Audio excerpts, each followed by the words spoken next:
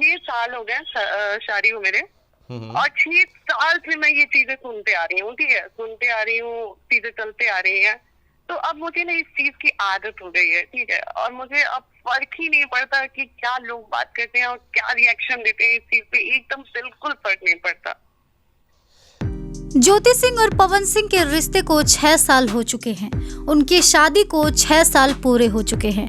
शादी के 4 सालों तक किसी के भी सामने कुछ भी नहीं आया। ज्योति सिंह और पवन सिंह एक दूसरे के साथ खुश हैं या नाखुश, इसका किसी को अंदाजा नहीं था। उनके बीच क्या था क्या नहीं था, ये सिर्फ और सिर्फ उन्हीं दोनों के बीच था। लेकिन शादी के 4 साल पूरे होने के बाद 5वां साल जब शुरू हुआ, तब इनके रिश्तों की सच्चाई लोगों के सामने धीरे धीरे करके आने लगी। इनके बीच क्या चल रहा है क्या नहीं चल रहा है, इस जनता के चर्चा का विषय बनने लगा। और सबसे बड़ा झटका तो तब लगा जब पवन सिंह के फैंस को ये पता चला कि पवन सिंह और ज्योति सिंह का तलाक हो रहा है।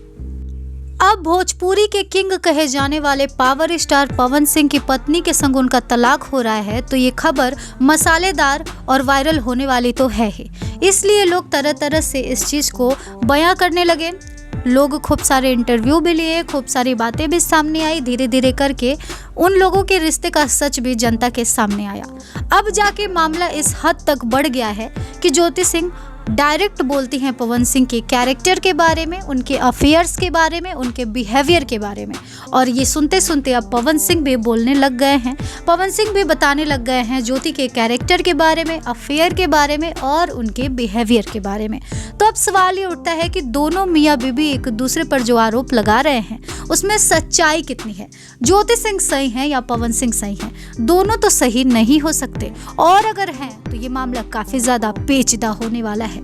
आपको बताते चले कि ज्योति सिंह से जब सवाल हुआ कि आपके लिए पवन सिंह इतना कुछ बोल रहे हैं और पावर स्टार के फैंस भी आपके लिए बोल रहे हैं, कोई आपको लालची कह रहा है, कोई आपको मतलबी कह रहा है, कोई आपको स्वार्थी कह रहा है, कोई तो इस हद तक कह रहा है कि आप फेमस होने के लिए पावर स्टार पवन सिंह से शादी की हैं, सब कुछ जानते बूझते। इस पर आपको कैसा लगता है जब आप ये सब कुछ सुनती हैं?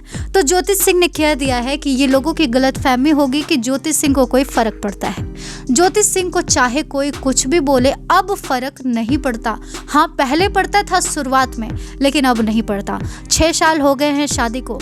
तमाम लोग जो उनके फैंस हैं, उनके सपोर्टर्स हैं, मुझे ट्रोल करते हैं, मेरे बारे में उल्टा सीधा जो भी मन में आता है बोल देते हैं। पहले मैं अफेक्टेड होती थी मगर अब नहीं होती हूँ, क्योंकि मुझे पता है कि मैं सही हूँ, मैं जानती हूँ कि मैं सही हूँ। फिर लोग क्या बोले मुझे कोई फर्क नहीं पड़ता। अगर फर्क पड़ने लग गया ना तो नीलम जैसे बनने में मुझे देरी नहीं लगेगी।